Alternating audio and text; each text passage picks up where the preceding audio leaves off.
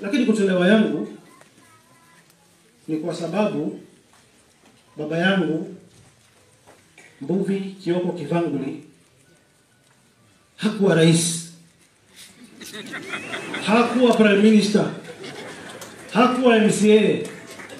Mbuvi Kioko Kivanguli alikuwa hajuani na babake Uhuru Kenyatta. Alikuwa hajuani na Jonathan Toroitich arap Moi. Mimi sikuzaliwa State House. Kwa hivyo wakaona mimi sifai. Na hakuna kitu mbaya kama dhuluma. Rais mpendwa alipitia yale mimi nayapitia. Akiwa na ndugu yetu hapa wakapelekwa kule ICC.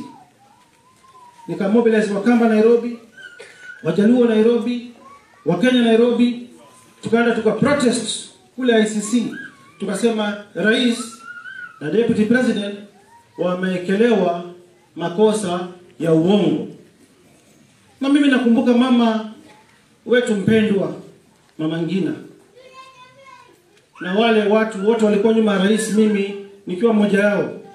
Tulihuzunika sana, tukatokwa na machozi sana, na tukasema hii ni dhuluma wanafanyia mtoto wa Mama Ngina. Kwa hivyo leo ningependa mimi kusema dhuluma ile utaki mtoto wako afanyiwe, usifanyie mtoto wa mwingine. Kwa sababu kuna leo, kuna kesho. Hatujui ya kesho ni yapi yale yatafanyika. Ya mwisho, narudi tena kwa Gavana Kibwana, Senator Mutula, kwa sababu niko Ukambani, viongozi wote hapa Ukambani. Sisi tumekuwa tukitumika sana kama karatasi ya choo, kama rubber stamp, kusaidia watu wengine kupanda ngazi kuwa marais.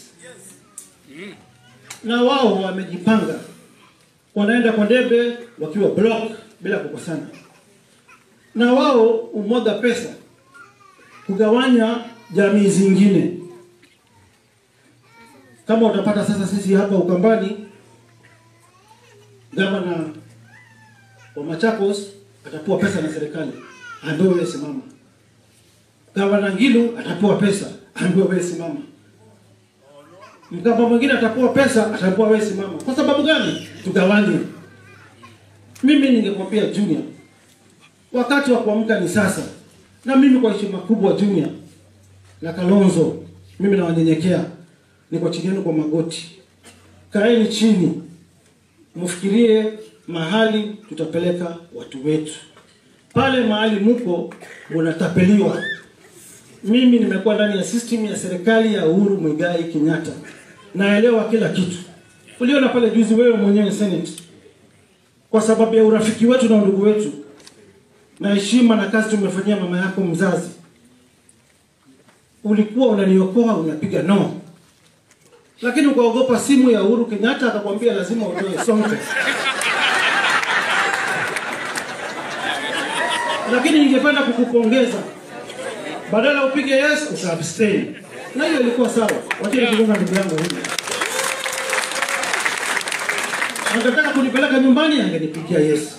Ningependa kupongeza Senator Wambua kutoka Kitui. Ningependa pia kuendelea kuombea Senator Kabaka mahali analala. Mwenyezi Mungu aendelee kuweka roho yake mahali pema peponi. Alisema vile Waiguru amefanyiwa akasaidiwa, basi Sonko pia tumsaidie kabla afi. Lakini kwa sababu Waiguru walikuwa anafanyia mtu fulani massage, mkubwa fulani,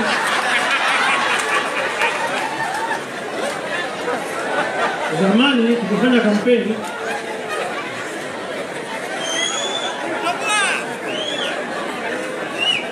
ikasema asamehewe, huyo ni msafi kama pamba.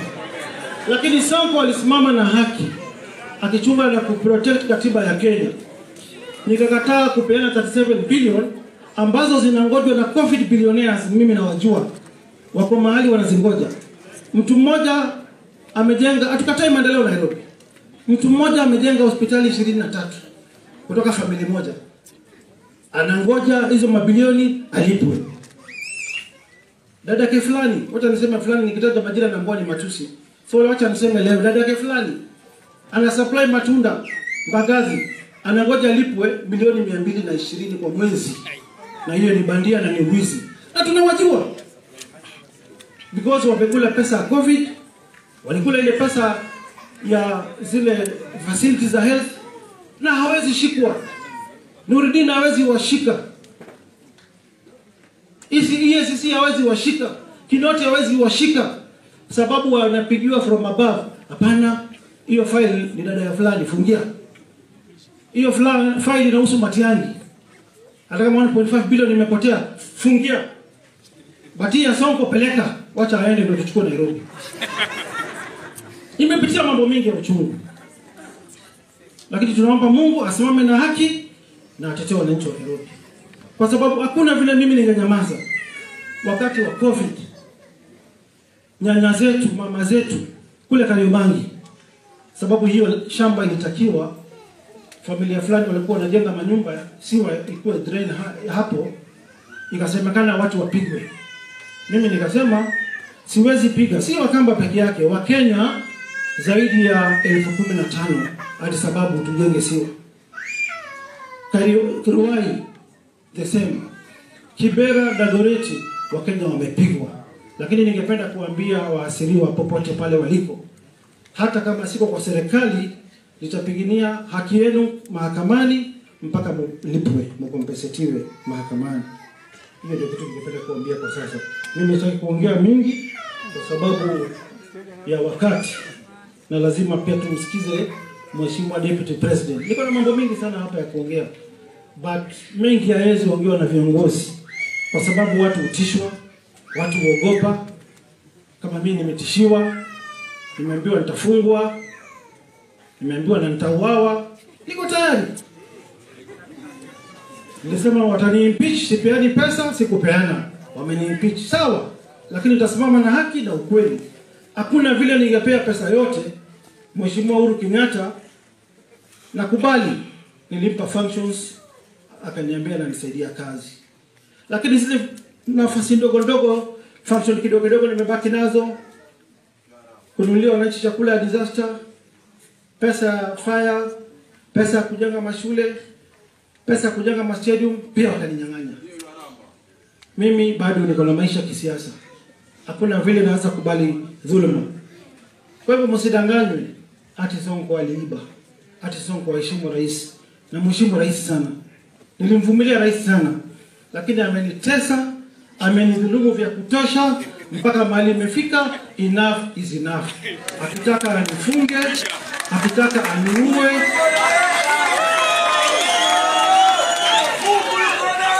Na mimi kuanzia leo nitasimama na ukweli, nitasimama na katiba ya Kenya.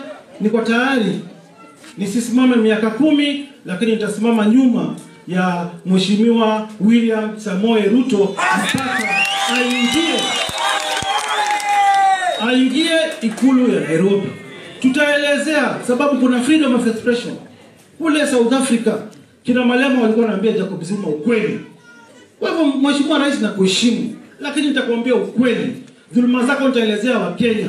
BBI lazima tuiangushe. Na wewe rais tunakupenda. Fuata mfano wa Mheshimiwa Rais Kibaki.